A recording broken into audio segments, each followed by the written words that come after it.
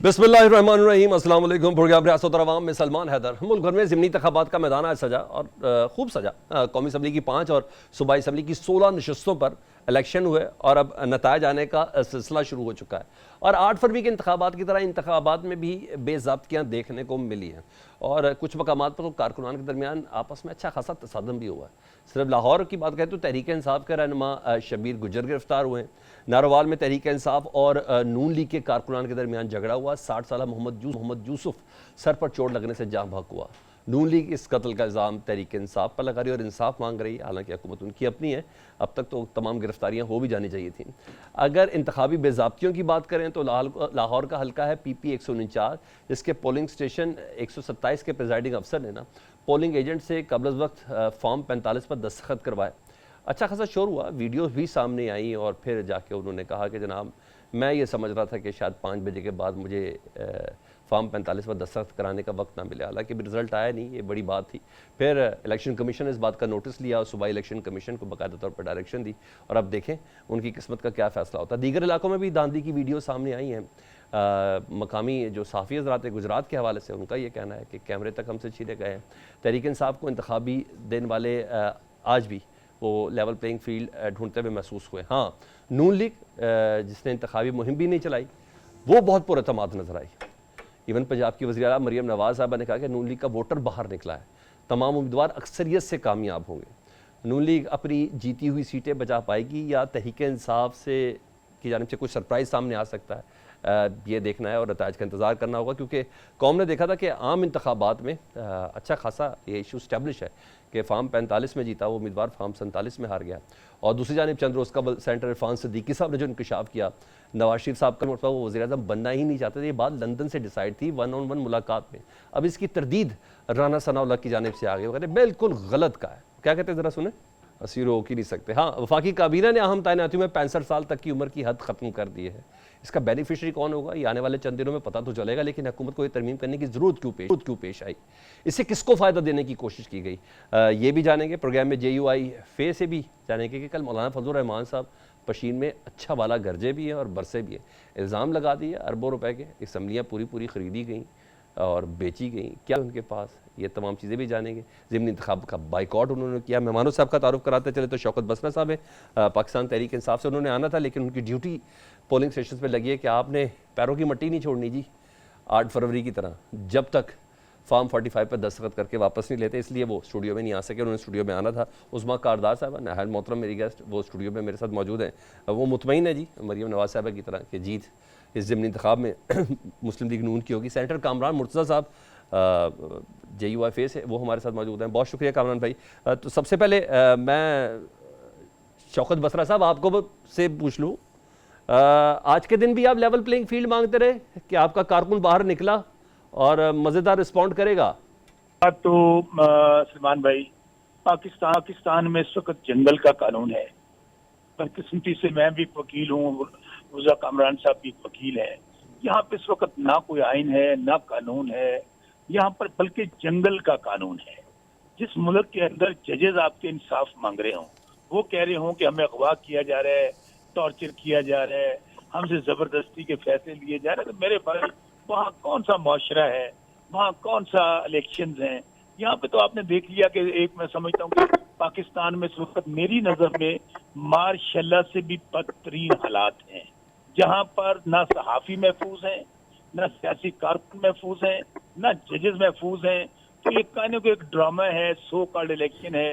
8 फरवरी को भी आपने देखा कि जिस तरह इलेक्शन उसके अंदर फ्रॉड हुआ, पूरी आवाम निकली। हालांकि इन्होंने पार्टी तोड़ दी, कहा गया Imran Khan history, Imran Khan is no more, Tehreek Insaf खत्म। ठीक है शौकत साहब, ये बताएं आज का जो ज़िमनी इंतखाब है पूरे मुल्क में 21 हल्कों में कितना सीरियस है पाकिस्तान तहरीक इंसाफ के लिए इसका नतीजा? मैं फिर आपको कह रहा हूँ कि वोटर इस वक्त है ही सिर्फ और सिर्फ तहरीक इंसाफ और इमरान खान का। उसके अलावा तो ये तमाम लोग जो हैं क्रिमिनल्स हैं, इनको लोग जेलों में देखना चाहते हैं। इन लोगों ने धांधली से 8 तारीख को पहले कब्जा कर लिया है। जाल साजिशों का 17 सीटों के साथ वजीर आजम बन गया है, 24 सीटों के साथ सदर बन गया है। पंजाब में 36 सीटों के साथ जो हारे हुए लोग हैं, अगर मियां नवाज शरीफ हारा हुआ है तो मुझे बताइए मेरे भाई, कौन सा इलेक्शन, कौन सी सियासत, जावेद लतीफ ने क्या कहा है। जावेद लतीफ क्या फरमाते हैं, उन्होंने कहा जी एक स्मगलर गोल्ड का एक माफिया मिला है हाजिर सर्विस एजेंसी के एक अहम अफसर को, और 90 करोड़ में सीटों का सौदा हुआ है, 5 सीटों का।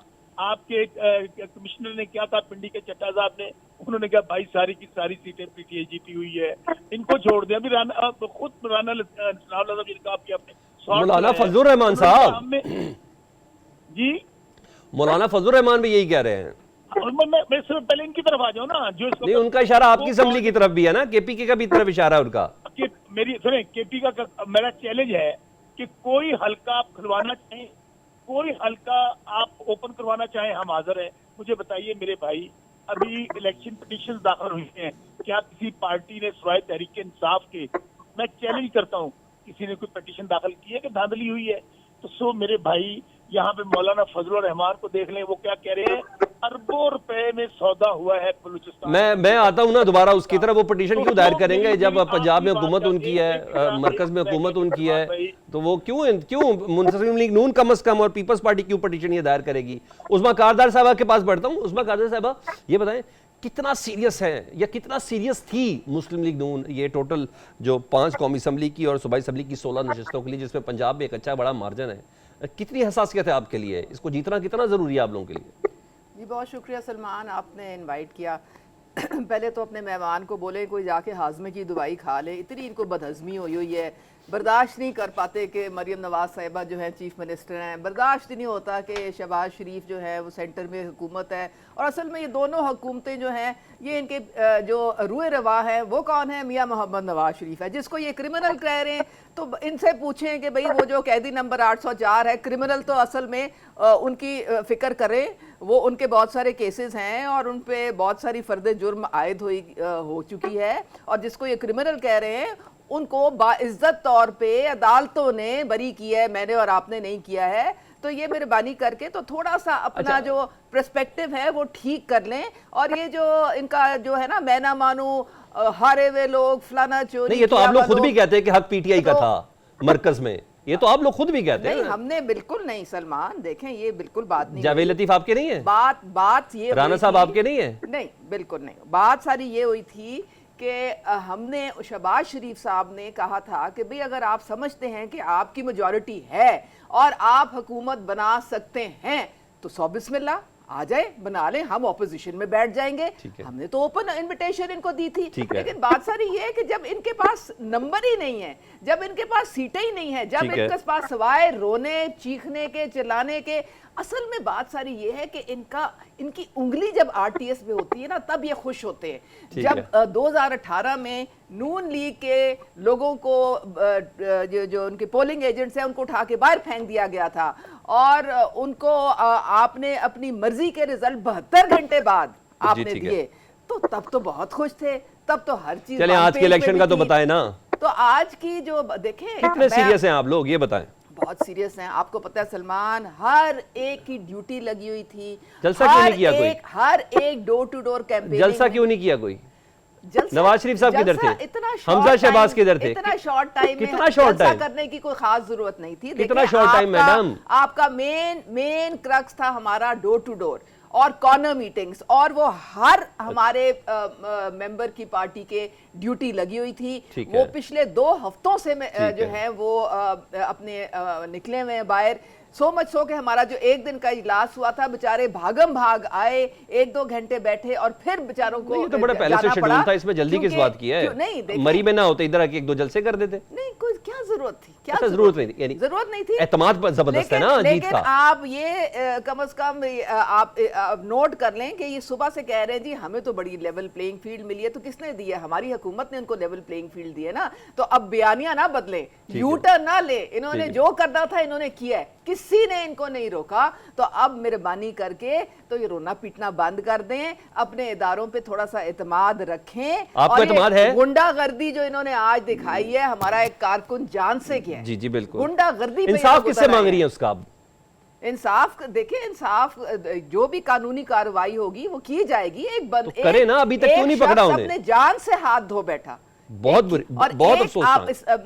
इस्लाम ये कहता है कि एक मुसलमान की जो जान है वो पूरी इंसानियत पे भारी होती है। तो ये इसको लाइटली ना समझें, है। बिल्कुल इसका हिसाब किताब लिया जाएगा और कानूनी। तो आज आप कॉम्प्रिहेंसिव जीत क्लियर कर लेंगे, आज आप लोग जीत जाएंगे, यानी नहीं, आपको देखें, यकीन नहीं, है? हम इनकी तरह नहीं है, हम इनकी तरह नहीं है कि अभी 10% या 15% रिजल्ट आए और हम कह जी हम जीत गए। ठीक है। हम इंतजार करेंगे जब तक कि ठीक है। इलेक्शन कमीशन अनाउंस नहीं करता रिजल्ट, हम इंतजार करेंगे। ठीक है, ठीक है। कामरान मुर्तज़ा साहब, ये ज़रूरी था क्योंकि मैंने केस पूरा सामने रखना था। आज सारा दिन जो जो कुछ हुआ, सिर्फ नारोवाल में एक हादसा नहीं हुआ, गुजरात में भी हुआ और लाहौर में और दीगर शहरों से भी यही सारी खबरें आती रहीं। मुझे सिर्फ ज़िमनी इंतखाबात पर ज़रा कमेंट करके ज़रा ये तो पहले बताएं कि JUI ने इसका बाइकआउट क्यों किया?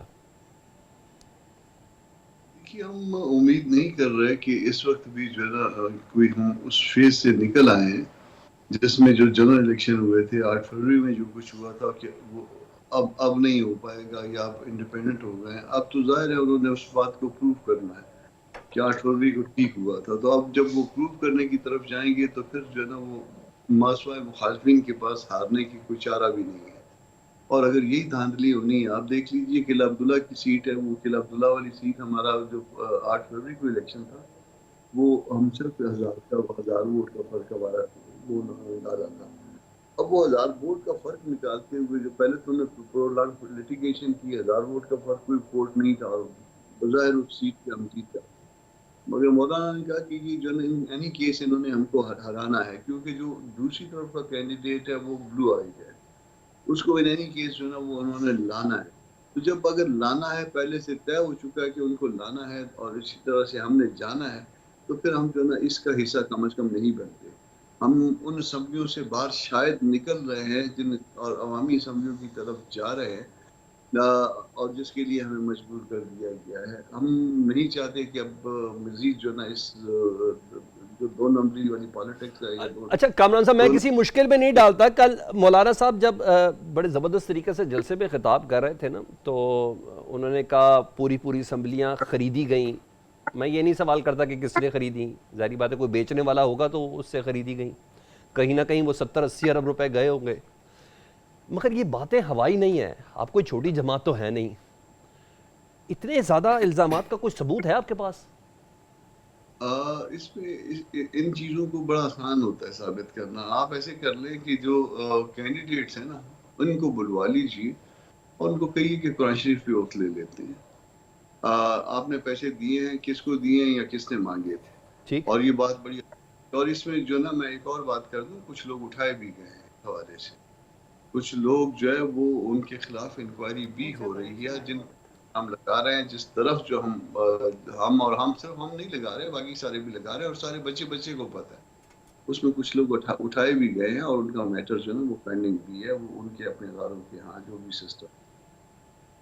और इसका आप अदालती सहारा भी लेंगे पूरा? ये छोटा मोटा नहीं। बलोचिस्तान पे तो पीपल्स पार्टी की हुकूमत है और अगर आप KP के कह रहे हैं तो वहाँ पाकिस्तान तहरीक इंसाफ की हुकूमत है, और आप इस साथ साथ ये भी कह रहे हैं कि हुकूमत हम चलने नहीं देंगे, तो इससे मुराद ये 2 सूबे के मरकज़ भी है? देखिए, मरकज भी है और 2 सूबे भी हैं, बल्कि तीसरे सूबे में भी, सिंध में भी हमारा बहुत बड़ा प्रॉब्लम है। सिंध में जो है ना वो अगर कोई सियासी कुव्वत थी पीपल्स पार्टी के साथ साथ या पीपल्स पार्टी के आसपास, तो वो JUI थी। और JUI को जो है ना वो वहाँ से किस तरह से उसके साथ सलूक किया गया है और किस तरह से जो है उसको वहाँ से निकाला गया है, तो ये 3 जगह पे हमारा कम से कम जो है ना वो इनके ऊपर लियन है। सुबह खैबर पख्तूनख्वा में, सुबह बलूचिस्तान में, यहाँ पीपल्स पार्टी का नामो निशान ही नहीं था। यहाँ वो 13वें नंबर वाला, 7वें नंबर वाला वो भी जीत गया, 7वें नंबर वाला भी जीत गया। तो इस तरह के मामलात वो किए गए हैं। आप उसको जो है ना एक कमीशन अपॉइंट कर दीजिए और कमीशन जो है ना वो ऑडिट कर दे इन वोट्स का कि भाई आप वोट जो है ना आपके इतने 1000 वोट आप क्लेम कर रहे हैं, वो वोट जो है ना बैग्स में कहाँ है, और उसको फॉर्म 46 के साथ जो है ना मैच करवा दीजिए। आपको सारे का सारा रिजल्ट एक दिन में पता चलता। ठीक है। शौकत बसरा साहब, मरियम नवाज साहबा कह रही है कि हमारा वोटर ज़बरदस्त तरीके से बाहर निकला है और जीत हमारी यकीनी है, तो अगर नून लीग जीत गई, जो उसका हक भी बनता है, जारी बात है नून लीग की ये छोड़ी हुई सीटें, चाहे मरियम नवाज साहब की हो, मरकज़ की हो, हमजा शहबाज की हो, शहबाज शरीफ साहब की हो, तो आप क्यों नहीं अपनी हार तस्लीम करेंगे? मरियम बीबी, जिनको लोग आजकल मैडम चीफ मिनिस्टर के नाम से जानते हैं, जो खुद हारी हुई है, तो मेरे भाई स्टूडियो की आवाज़ थोड़ी बुलंद कर दें जी। कौम बड़ी बाशऊर है, कौम हर चीज जानती है इनका। मैं फिर बार बार कह रहा हूँ कि अभी कामरान मुर्तजा साहब जिस तरह बात कर रहे थे, मैं आपके साथ बात कर रहा हूँ ना, मैं आपको अपना वाकया बता देता हूँ। मेरा हल्का साउथ पंजाब भावन नगर में है ना, जी जी। वहाँ पे नून लीग जो दूसरे नंबर पे 72,000 वोटों के साथ वो उनका कैंडिडेट नूरुल हसन तनवीर, वो बड़ा नियर डियर है मियां नवाज शरीफ के। वो आए, उन्होंने कहा देखें जी मैं दूसरे नंबर पे हूँ, पूरे पंजाब में आपने दूसरे नंबर वालों को जितवाया है, तो मेरा क्या कसूर है? जादुल आप तो 58,000 वोटों पर है, तो शौकत बसरा 1 लाख में मुझे जितवाएं। तो ठीक है। उन्होंने कहा भाई हम कहाँ जितवा रहे हैं, जितवाने वाले जितवा रहे हैं, हमें तो खुद नहीं पता। ठीक है। तो बात यह है सलमान भाई, इस वक्त पाकिस्तान में बार बार मैं कह रहा हूँ कि कोई रूल ऑफ लॉ नहीं है, बदकिस्मती से। और ये मैं समझता हूँ कि हम 1947 में कहने को आजाद हुए थे ना, तो कहानी आके फॉर्म 47 पे खत्म हो गई है। हमें तो ये चाहिए, क्यों हमने ये ढोंग रचाया हुआ है जमहूरियत वाला, और फिर आप इलेक्शन करवा ले, अरबों रुपया आप खर्च कर रहे हैं, बदनामी मुल्क की करवा रहे हैं। तो उससे बेहतर है मेरे भाई, आप यहाँ पर जो पहले एक सिलसिला चल रहा था ना, शहबाज शरीफ टू काकड़, काकड़ टू शहबाज शरीफ, बिल्कुल ऐसा जैसे समीउल्लाह कलीमुल्लाह। नहीं, उज़मा कारदार साहबा कहती हैं आपको हजम नहीं हो रही मरियम नवाज साहिबा का चीफ मिनिस्टर बनना और शहबाज शरीफ का वजीर आजम बनना। बेसिकली आपको बदहजमी हुई हुई है, आपका कोई पेट का इलाज करना चाहिए आप लोगों को। झूठ बोलने वाले पे 100 बार लानत।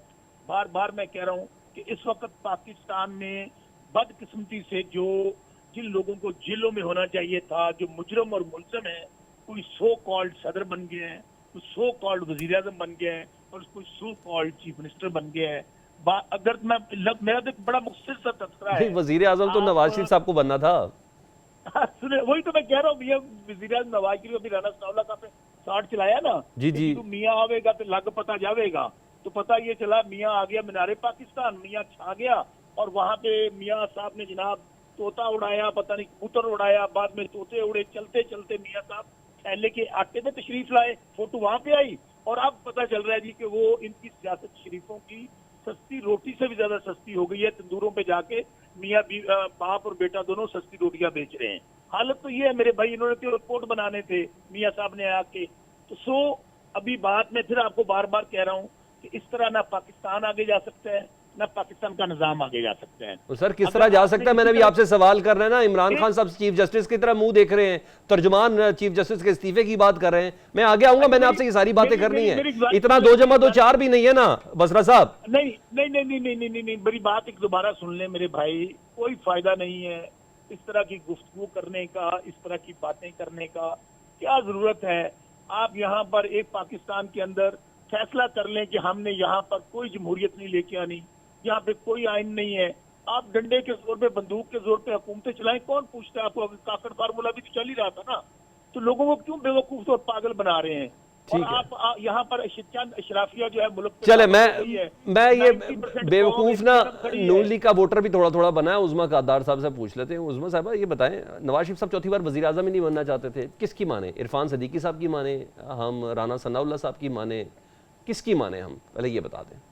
देखिए बात सर ये है कि ये तो बेचारे आपके मेहमान हैं, इन पे दहशत इतनी सवार है मियां मोहम्मद नवाज शरीफ की कि इनको समझ ही नहीं आती। बार बार वो जब बात करते हैं कबूतर की, तो इनको कोई खुदा के लिए समझा दे। दुख तो होता है ना, आपने वजीर आजम बनाना था, वो आए नहीं। जो डब होता है वो पूरी दुनिया में किस चीज का सिंबल होता है? किस चीज का सिंबल होता है? इनको अल्लाह के वास्ते अमन की अलामत होता है ना, अमन। तो ये जो बार बार ये जो मिसालें फजूल किस्म की देते हैं, इनसे अपनी जहनियत और उनका छोटा, तो आप खुद उड़वा रही है ना मजाक, आपकी पार्टी खुद कर रही है ना। इरफान सदीकी साहब को कहीं झूठ बोलते हैं। नहीं देखिए मेरी बात सुने, मैं जब से पार्टी में आई हूँ, हमें जो बताया गया है वो यही था कि चौथी दफ़ा मियां मोहम्मद नवाज शरीफ ने वज़ीर आज़म बनना था, लेकिन उन्होंने उसकी एक शर्त रखी थी कि अगर सिंपल मेजॉरिटी आ गई तो फिर वो प्राइम मिनिस्टर बनेंगे। लेकिन देखें वो इनकी तरह नहीं है, वो रोना पीटने में बिलीव नहीं करते हैं। जब उन्होंने स्पीच की तो उन्होंने उसमें साफ कहा कि जी हम जो चाह रहे थे, हम जो समझ रहे थे कि हमारे पास इतनी सीटें आएंगी, हमारे पास नहीं आई, हम अकेले हुकूमत बनाने की पोजीशन में नहीं हैं। ये बहुत ऑनेस्टली उन्होंने इतराफ़ किया था। इसलिए मैं चाहता हूं कि मियां मोहम्मद नवाज शरीफ, जिन्होंने 16 महीने एक अलायंस के साथ, एक अंडरस्टैंडिंग के साथ एक हुकूमत चलाई थी, मैं चाह रहा हूं कि वो प्राइम मिनिस्टर बने। ये हकीकत है, और यही जो है इरफान सदीकी साहब की बात हकीकत नहीं है। इरफान सिद्दीकी साहब की बात हकीकत नहीं है। आप उनको बुला के पूछ लें, क्योंकि हमें तो यही मैडम आप इधर हमें- से बैठ हमें तो के यही शौकत पता है। बसरा को गलत कह रही है, तो आप इरफान सिद्दीकी साहब को भी गलत कहें कि वो कह रहे हैं लंदन में मेरे से बात डिसाइड हो चुकी भाई थी। वो फिर उनको बुला के आप पूछ लें उनसे उनसे आपके उनसे पास जो confirm इंफॉर्मेशन कर है लें। उसके हिसाब से ये क्योंकि ये डिसाइड मेरे लिहाज जो हमें इंफॉर्मेशन है उसके मुताबिक जो मैंने आपसे अभी बात की है ठीक है। वो सही बात है। और वोटर की आपने बात पूछी, देखें ये 119 में मैं टीम का हिस्सा थी जब मरियम नवाज साहिबा के लिए हम कैंपेनिंग कर रहे थे, तो वहां पे जो वोटर है पिछले 30-35 साल से मियां मोहम्मद नवाज शरीफ के साथ जुड़ा हुआ है। बिल्कुल। और वो आज भी बेदरेग निकला है और जोक दर जोक निकला है। 16 से 17%। मैं उनसे पूछती थी, हमारे दोस्त बताते हैं जो रिपोर्ट करें कि 16 से 17% टर्नआउट है। बस वो तो आपको पता है जिमनी में तो ऐसे ही होता है। जिमनी आप में कह रही ऐसे हैं ही जोक होता है। दर जोक निकला, तो फिर तो आज तो लाइनें लंबी होनी चाहिए थी। इन द सेंस के जो उनका वोट बैंक है वो टस से मस नहीं हुआ। ठीक है। और मैं उनसे पूछती थी कि क्या वजह है कि आप अभी तक उनको सपोर्ट करते हैं। वो कहते थे वो स्कूल देखें, ये वो स्कूल है जो मियां मोहम्मद नवाज शरीफ ने बनाया था, आज हमारी तीसरी पीढ़ी जो है उस स्कूल में पढ़ रही है। ठीक है। ये वो अस्पताल है जहां जो मियां नवाज शरीफ मैं ने एक- बनाया था, आज हमारी उसमें साहब हम एक ब्रेक ले लेता हूँ generation जो और है ब्रेक वो के इसमें बाद इलाज ये करवा सवाल रही ना है। इनके बड़े अच्छे दोस्त हैं मियां मोहम्मद नवाज शरीफ फजलुर रहमान साहब के, मैं ज़रा कोशिश करूँगा कि मुझे कामरान मुर्तज़ा साहब ये बता सके कि हम किसकी बात पे वज़न डालें, इरफान सिद्दीकी साहब या राना सनाउल्लाह। इस ब्रेक के बाद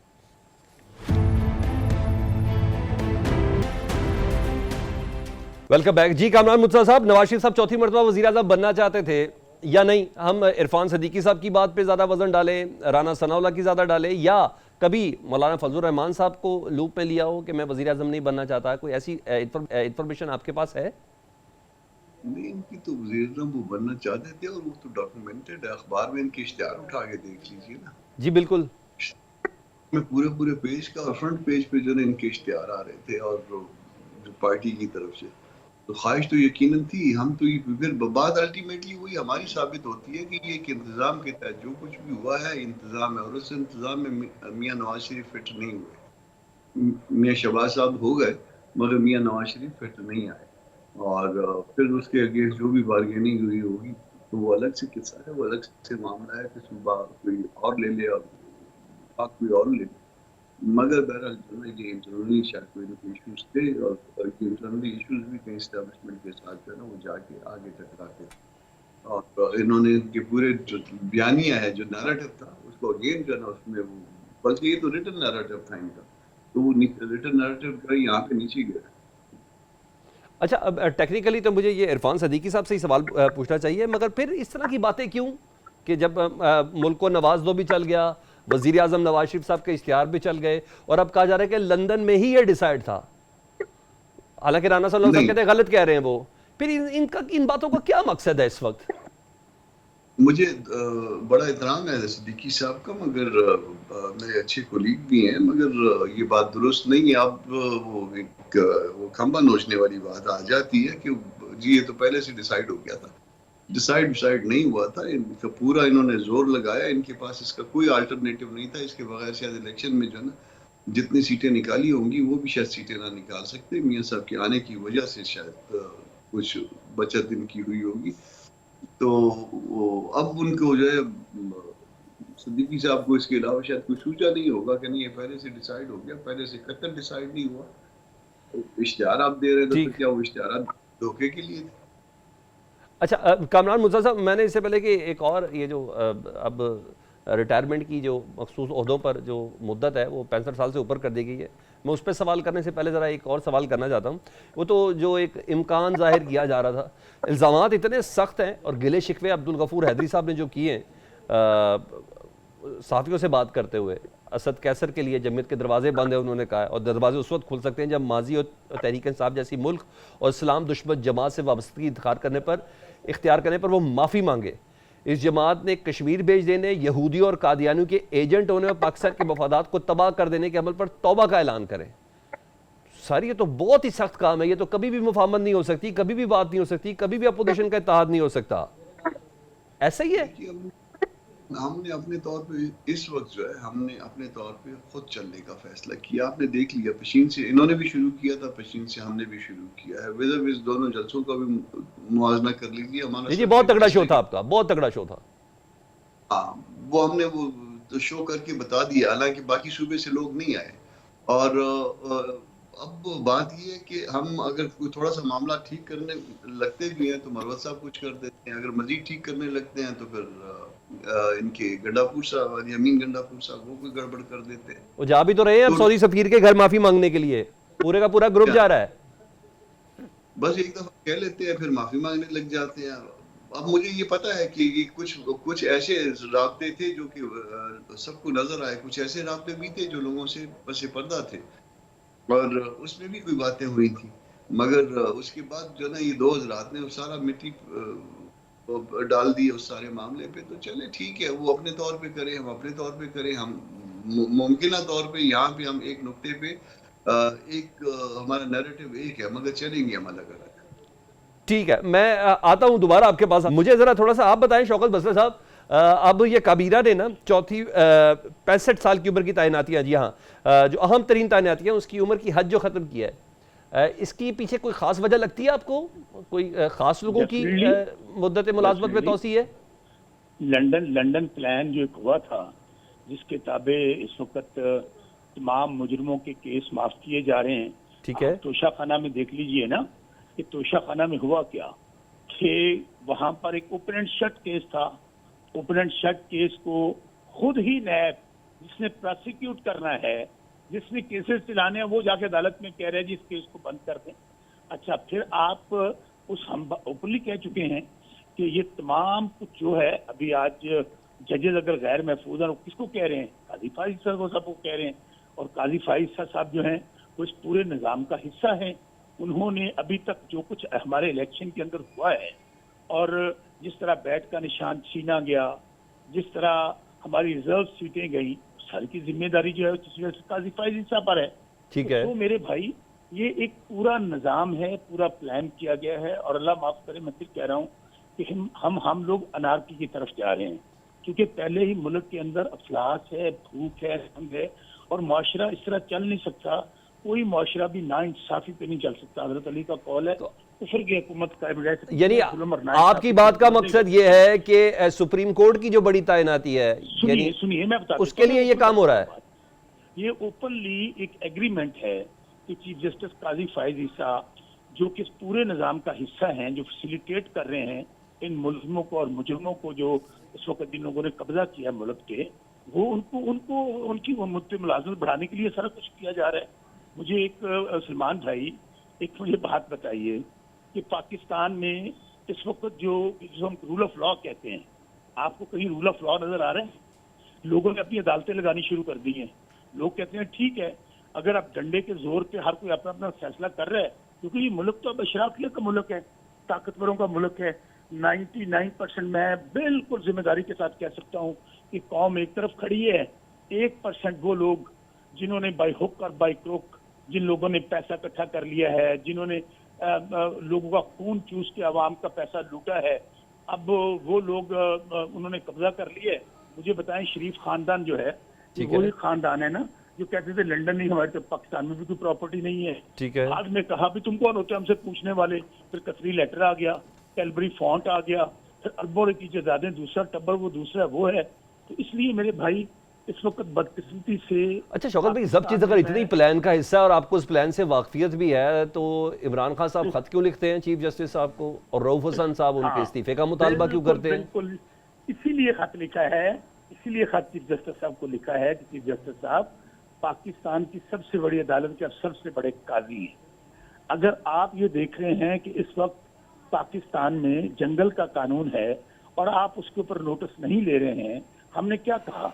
हमने कहा बनाइए 9th मेरिट कमीशन, हमने कहा बनाइए आप घाघरी के ऊपर कमीशन, बनाइए जावेद लतीफ ने जितने बड़े इल्जाम लगाए बनाए कमीशन।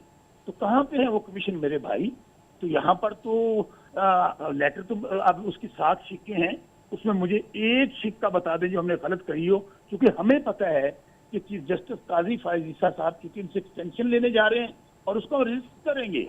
ठीक हम है। उसको रजिस्ट करेंगे, क्योंकि कानून और आइन के अंदर कहीं नहीं लिखा हुआ कि आप इस किस्म का कोई लॉ मेकिंग करें जो कानून से बालातर हो। जो देखे ना, जो हमारी ठीक है, सीटें छीनी गई हैं, इसका मतलब है जो हमारी सीटें ये छीनी लोग गई। नून लीग और पीपल्स पार्टी बड़े प्लान के साथ चल रही है उस वक्त। सुने सुने, मैं आपको सलमान भाई, जो हमारी सीटें छीनी गई हैं, ठीक जो है, पाकिस्तान की तारीख का सबसे बड़ा धांधला हुआ है, जिसको हर किसी ने एंडोर्स किया है, तो मुझे बताएं उसके बाद रह क्या अदालत जाता से है? भी करवा लेना पहले- सर इंडोर्स, अदालत से भी करवा लेना, फिर मजा आएगा। मेरे और आपके कहने से क्या फर्क क्या क्या पड़ेगा? करवा लें, क्या करवा लें? अदालत से भी इंडोर्स करवा लें। अच्छा, अब आप मुझे बताइए, हम तो ओपनली कह रहे हैं कि आप जुडिशल कमीशन बनाएं, सिटिंग जजेस की सरबराही में जुडिशल कमीशन बनाएं।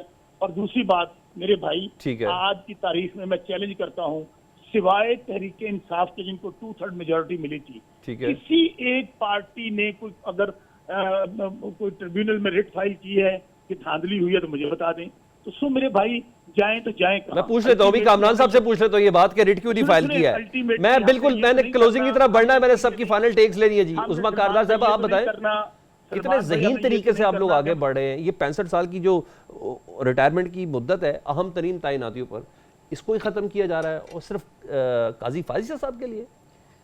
देखिए, बात सारी ये है कि ये बहुत अरसे से ये डिबेट चल रही थी, लेकिन इनको सिर्फ गुड टू सी यू वाली जब अदालतें लगती है ना, तो वो इनको पसंद इसकी जरूरत आती क्यों हैं। महसूस हुई? बाकी- कुज़मा साहब प्लीज मुझे ये बताएं ना, बाकी- ये मुझे बताएं इसकी क्यों जरूरत महसूस हुई? काजी फाइज ईसा के जात से इसका कोई ताल्लुक वास्ता नहीं, कोई ताल्लुक वास्ता नहीं, कोई ताल्लुक वास्ता फिर नहीं किससे है? आप एक जनरल रूल है जो कि बड़े अरसे से क्यों? इसको डिबेट किया जा रहा था कि इसकी बढ़ा सकते हैं, क्योंकि देखें बाकी भी जिस तरह मैडम सियासतदान क्यों बढ़ा सकते हैं? मैं मुझे उसका सादा जवाब दे क्यों देना। नहीं बढ़ा सकते हैं? क्यों नहीं बढ़ा सकते हैं? अगर बढ़ा सकते हैं तो कोई ना कोई इसमें कानून के कोई लगूनस होंगे तो जिसकी वजह से इजाजत दी जा रही है ना। ठीक अभी है। तो ये हुआ नहीं है, जब होगा तो उसके सारी डिटेल आपके सामने आ जाएगी।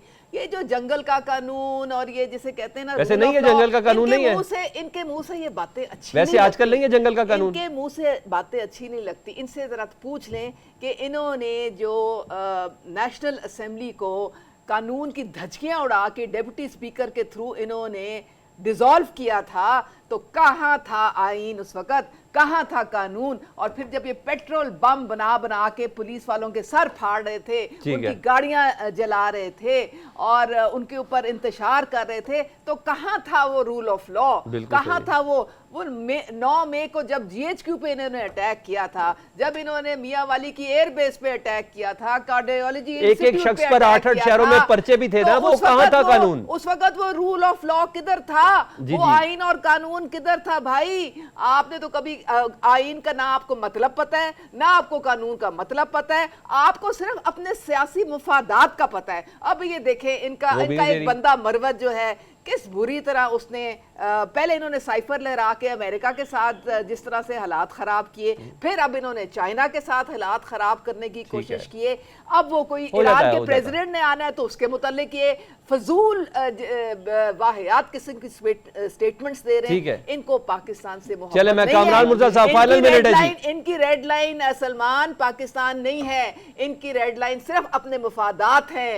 ये सिर्फ कहते हैं हम हैं तो पाकिस्तान है, हम नहीं है तो पाकिस्तान नहीं है। अब इनको क्या तो मैं भी मानता हूँ कि ये है तो पाकिस्तान है, फाफिन की क्योंकि यही पाकिस्तान है ना। फाफिन की रिपोर्ट सारी में ये जमातें भी कहा मिलके था, पाकिस्तान की पब्लिक है, में ये भी कहा था कि 2/3 वोटर्स ने इनकी पार्टी को वोट नहीं दिया।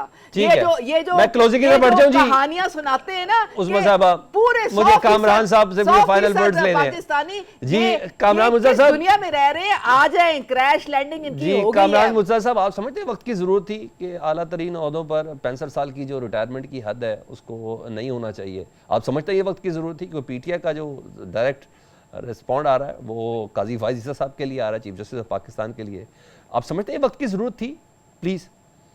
मेरा ख्याल है कि चीफ जस्टिस साहब जो है वो इसको अगर उनके साथ वो किया भी जाए तो एक्सेप्ट करने से इनकार कर देंगे। मैं उनके बारे में ये एक अच्छा गुमान रखता हूँ और वैसे मेरा मशवरा भी यही है कि मेरे हम सूबा हैं और मेरे साथ एक प्रोफेशन भी हमारा एक ही है, तो इसलिए मैं ये समझता हूँ कि अगर उनको कहा भी जाए तो उनको इनकार कर देना चाहिए, वरना ये रुसवाई है। ये वक्त की जरूरत नहीं है, ये किसी और की जरूरत हो सकती है, किसी शख्स की या किसी पार्टी की जरूरत हो सकती है, मगर अगर ऐसा किया गया तो इसके नतीजे में जो है ना बहुत बड़ा जो है ना एक टर्माइल आएगा और वो काजी साहब की जो इज्जत है वो खत्म हो जाएगी, खराब हो जाएगी। काजी साहब को इस वाले मामले में नहीं आना चाहिए।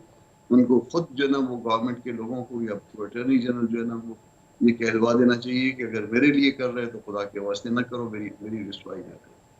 ठीक है, यानी JUI भी इसको सपोर्ट नहीं कर रही और पाकिस्तान तहरीक इंसाफ भी इसको सपोर्ट नहीं कर रही है, लेकिन मुस्लिम लीग नून समझती है कि ये वक्त की ज़रूरत है। बहुत शुक्रिया सेंटर कामरान मुर्तज़ा साहब, उस्मा कारदार साहब और शौकत बसर साहब, आप सबका बहुत शुक्रिया। प्रोग्राम से याद दीजिए। अल्लाह हाफ़िज़।